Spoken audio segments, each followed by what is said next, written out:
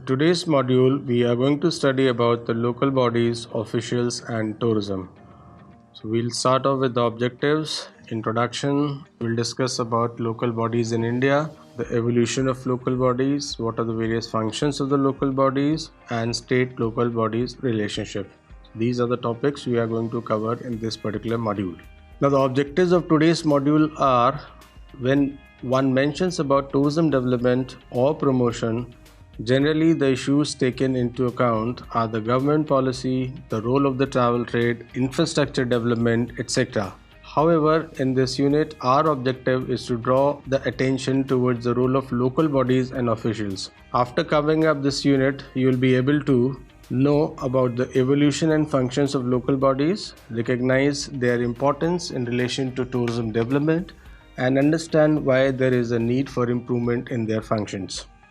Introduction to local bodies. Let us examine the following two situations. Situation number 1. A group of tourists was to spend 3 days at destination A. 2 days before their departure comes the news that the cases of gastroenteritis have been reported at the destination and the water supply was affected. The municipality was being held responsible for this. The group cursed the municipal authorities. However, the visit was changed to destination B.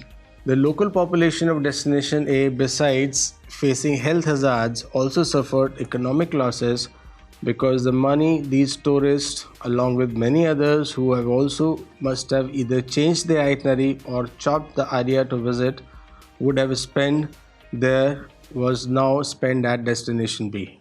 Situation number 2.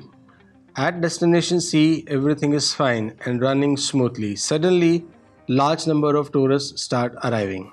This leads to traffic chaos, water scarcity, parking problems, shortage of edibles, and increase in prices, etc. because more and more tourists are coming to that destination C, much more than it was expected for. The local body and the officials responsible for administering the town are blamed for this by both the residents as well as the tourists. There are and can be many more situations like this. Hence, it must be noted that the role of local bodies and officials is crucial in tourism planning and development. Many developers and planners ignore this or turn their eyes away. This is disastrous in the long run. Here we attempt to highlight the role and functions of local bodies in tourism development, sustenance and promotion. It pinpoints their failures and weaknesses, locates the reason for this and suggests measures for improvement. Now coming to the topic, local bodies in India. Today in India, we have various kinds of local bodies functioning in their respective areas. For example, municipality or municipal corporations, village panchayats, zilla parishads, etc. These are representative bodies for the members are elected from among and by the people. Besides these, there are certain other bodies also at the local or regional levels which cater to the development needs of the area. For example, Delhi Development Authority, Garhwal Mandal Vikas Nigam, Kumaon Mandal Vikas Nigam, etc. In the following sections, we will look at their evolution, functions, and relationship with the state. Now we take up the evolution of local bodies. The evolution of local self-government and the local bodies in India from the prehistoric times to the present has a checkered but a fascinating history. They emerged through various stages and phases with regional and local variations. For example, the ruins of the Harappan civilization testify to an extent the efficient and organized municipal organization of our township. The Jataka stories mention flourishing townships. The Arthashastra of Kautilya gives details of municipal as well as rural administration in India. The Vedic and Sangam literature have ample reference to local bodies. In pre-independence India, statutory institutions were established in the area of urban local self-government. Ever since the establishment of the Madras Municipal Corporation, there has been a proliferation of municipal body. After independence, the Government of India gave due weightage to the principle of local self-government and a number of improvements were introduced in this regard. Today, the local bodies, urban as well as rural, have a vital role in the process of development. Before we go further into the functions of local bodies, it is worth mentioning that the urban areas are administered by different types of local bodies like corporations, municipalities, boards, town area committees, and notified area communities, etc. Besides many other characteristics like density, population, occupations, amenities, etc., the 1961 census, while defining a census township, included places of tourist importance which have been recently served with all civic amenities. Here, one must remember that local government is a state subject as per the Constitution of India. Hence, these bodies are created through legislation by the state governments. The functions and responsibilities are all defined in the legislation and that may vary from state to state. Functions, as a matter of fact, to be performed by the municipal committees and the municipal corporations are similar in nature.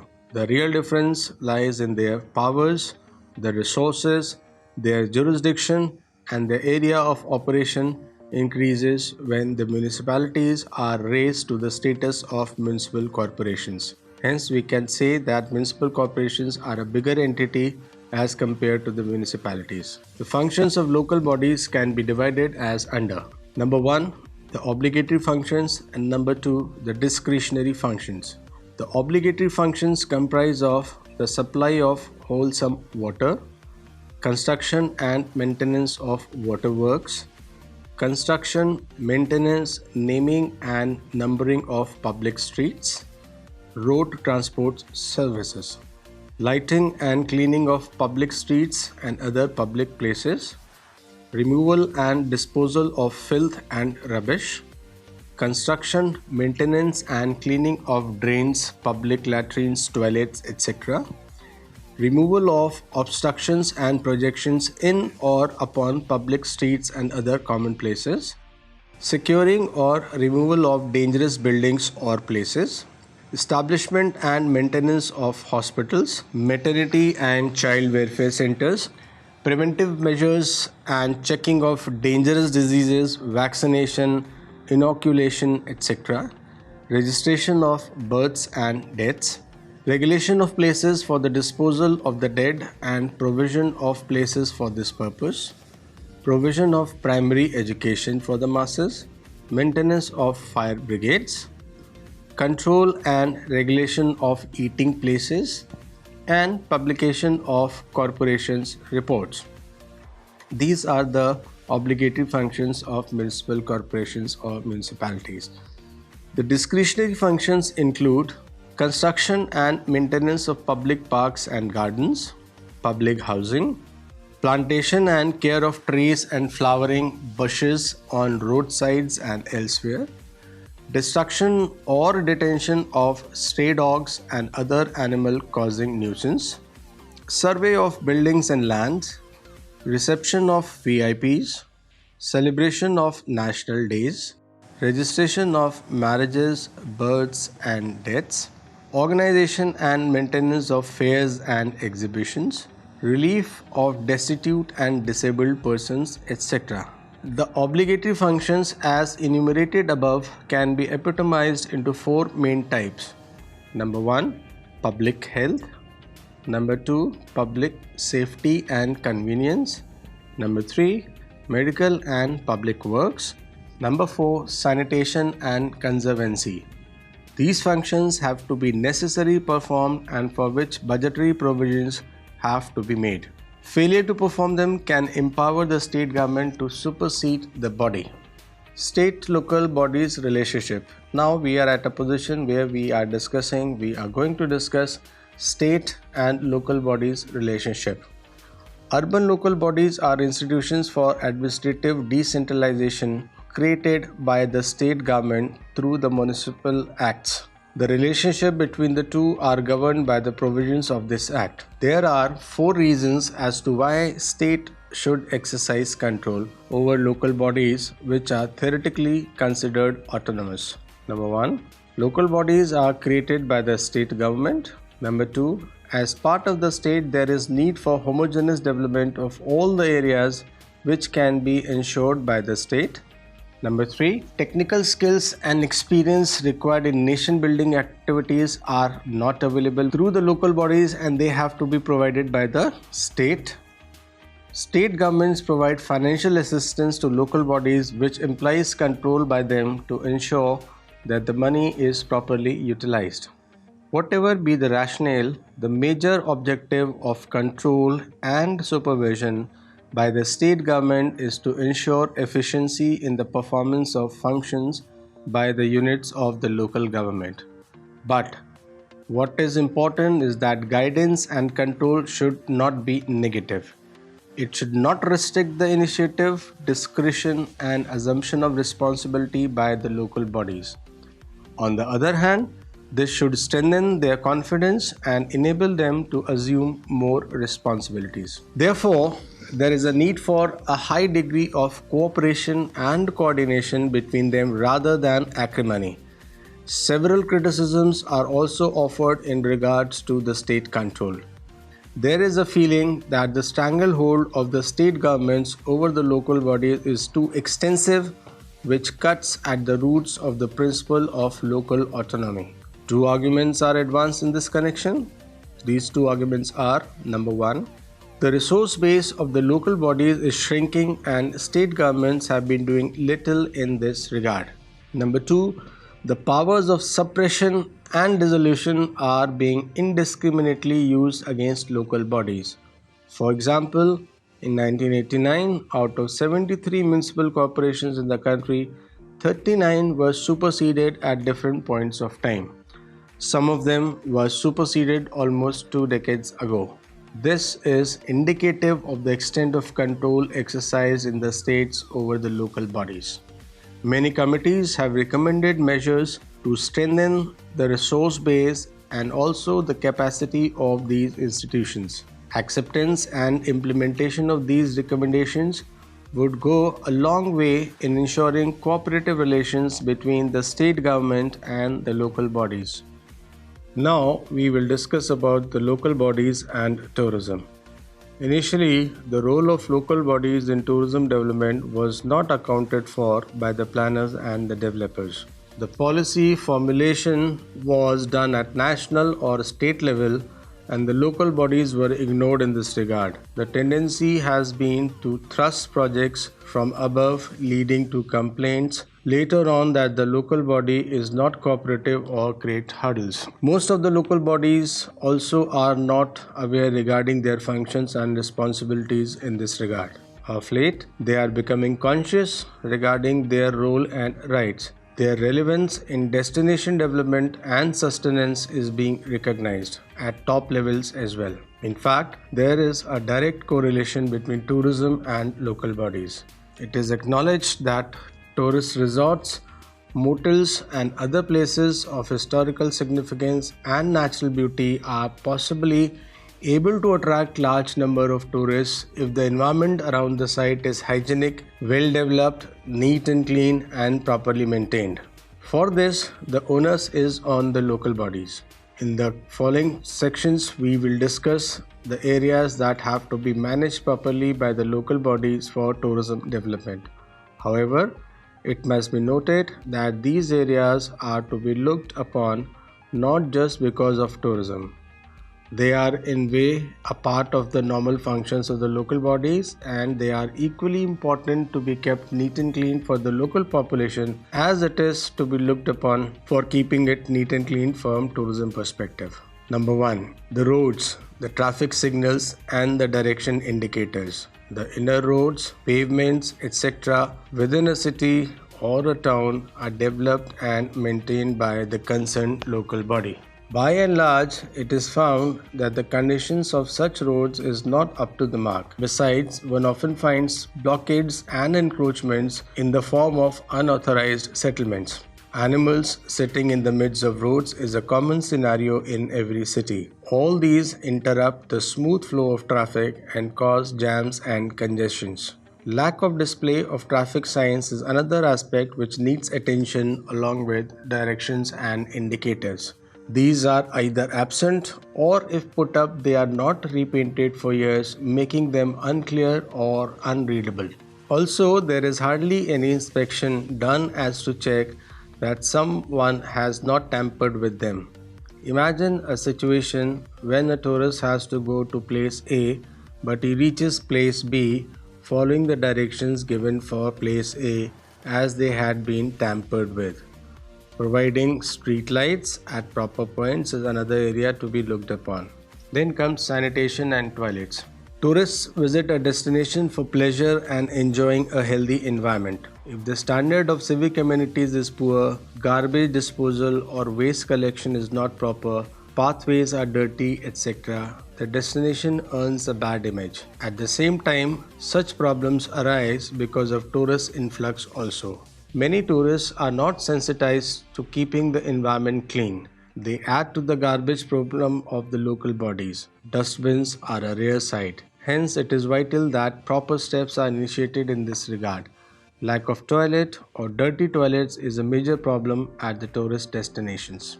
The tourism industry has been raising this issue for a long time now without much improvement. It is high time that the local bodies take this issue seriously. But with the onset of the Swachh Bharat Abhiyan for the last 5 years, the things have improved drastically, wherein local bodies, local people, industry stakeholders, they have all pitched in to keep the destinations neat, clean and tidy and hygienic. Third is water supply. Adequate supply of water is a serious problem, and the overcrowding at destinations has added to the miseries of the locals. I would like to highlight over here, last year, a very prominent tourism destination in India called Shimla ran out of water, and the local population blamed the tourists and the hotels for this. At places which has generated tensions also between the locals and the tourists because of water supply being directed to cater the tourist needs and regulated supply to the locals. Many private resorts have made their own arrangements, but the problem remains acute. In fact, among the tourists, it is mainly the low-budget tourist who suffers in this regard. Though potable and bottled mineral water is available at most of the destinations, water is required for other purposes as well. Recreation, parks and parking is the fourth point. Proper maintenance of parks, benches at proper spots, shelters from sun and rain, plantations and adequate parking space along with the recreational facilities adds to the attraction of a destination. Providing these facilities comes very much under the purview of the local bodies, and it is one of the foremost duties of local bodies to create plantations, give adequate parking spaces, recreation facilities which add to the attraction of the destination and are welcomed by the tourists coming into that place. That gives them a good experience of the particular destination, which goes a long way in the publicity and furthering of the tourists coming to that particular place. Point number 5 is pollution. It is the prime task of the local bodies to keep their area free from pollution of various types. We witness that in various cities, which are also prominent tourist destinations, we suffer a lot of air pollution, lot of visual pollution, lot of soil pollution and pollution of various other types, water pollution as well, which leads to a bad experience for the tourists, and it is also harmful not only for the tourists but also for the local population. Number 6. Health hazards and medical aid. The broad objectives of health programs in India are to not only check and control but also take steps for doing away with the communicable disease. Besides, local bodies are to provide curative and preventive health services in their areas. Number of mosquitoes and flies, dirty water accumulated in drains and pots, unhygienic ways of preparation of eatables, unhealthy arrangements for marketing and services of eatables, etc. pose a very serious threat and also pose a very serious health problem. Tourists often feel at almost every place of importance that such features are prevalent. Local bodies concerned must see to it that proper and hygienic conditions are maintained. Similarly, centers to provide medical aid should also be open. Point number 7 in this case comes with shopping centers. Neat, clean, well-maintained shops, etc. attract the attention of the tourists. A well-set market rather adds to significance of the tourist site. It also adds a value addition to the spot because tourists cannot all the time see the monuments or the heritage of the culture. They need some time to go to the shopping centers, the local shopping centers, to have a feel of the local population, have a feel of the local market, buy souvenirs, etc. It is obligatory on part of the local bodies to see to it that shops are in their proper areas, meaning thereby that no encroachments are made whereby traffic is affected. Shops must display rates of the items to be sold so that people are not fleeced and required items are available. Unfortunately, the situation seems to be reversed at most of the places. A visit to any tourist place will make you feel that shopkeepers have their own rates. They try to cheat the tourists with the rates, quality of products, etc. The tourists have no option but to buy at their whims and fancies. But in the long run, this brings a bad name to the destination. The bad name to the destination will lead to people not coming to the destination or giving a tag of a cheap destination to the tourists, which in turn will reduce the number of people, the number of tourists coming to that destination. Then comes the point of local transport. Providing local transport in the cities and towns are also from the cities and towns to the places of tourist interest is the responsibility of the local bodies concerned. Such a transport facility will save the tourists from considerable botheration. What is seen is that local transport service at sizable places is not up to the mark. There are no fixed timings and the condition of the vehicles are also bad. Local bodies must endeavor to improve upon the local transport services, have a greater control over the private local transport services and ensure that there is no overcharging. The last point in this regard is the security, law and order. Though maintenance of law and order is a state function, yet the local bodies can extend their fullest cooperation to the district police for maintaining proper law and order. Non-maintenance of proper law and order is a great impediment for tourism. As we all know, if there is a law and order situation at a particular place, tourists will refrain from going to that particular place, whether it is international tourists or it is domestic tourists. We have seen many instances in India where there is a law and order cropped up in a particular city and that led to massive cancellations of the tours. Any place which is insecure and has problems of law and order would never be able to emerge as an attractive tourist destination. In the past, we have seen cases like in the states of Jammu and Kashmir and Northeast, where there were problems of insurgency and law and order, and hence these places did not develop much as tourism perspective. So we need to have proper law and order for a destination to be attractive enough to be visited by either domestic tourists or by the international tourists. For the promotion of tourism, it is essential that the place is secure, safe and free from disturbances and disorders. At the same time, local body should take steps to check out crime which generates with tourist activities. Tourism or mass tourism will also invite various illegal activities coming up with that place because tourists are also becoming a soft target for many of the criminals for various criminal activities. Now, to sum up, we have discussed in this unit about the local bodies, how the local bodies have evolved over a period of time since the Vedic ages, how local bodies and state governments have a relation with each other wherein the state government tries to have a stronghold over the local bodies. We have also discussed about the local bodies and its relationship with tourism and of course what are the various measures for improvement. To sum up the various measures for improvement, we have listed the various measures which can bring in a particular tourist destination into an attractive destination if local bodies also play an important role. Here is the list of the measures for improvement. Number 1, strong financial position of the local bodies. Local bodies should have enough of money. They should be strong in financial aspects so that they can spend money on the various needs and requirements of the particular place to be made into an attractive tourist destination. Share of earnings of a tourist resort should be passed on to the local bodies also.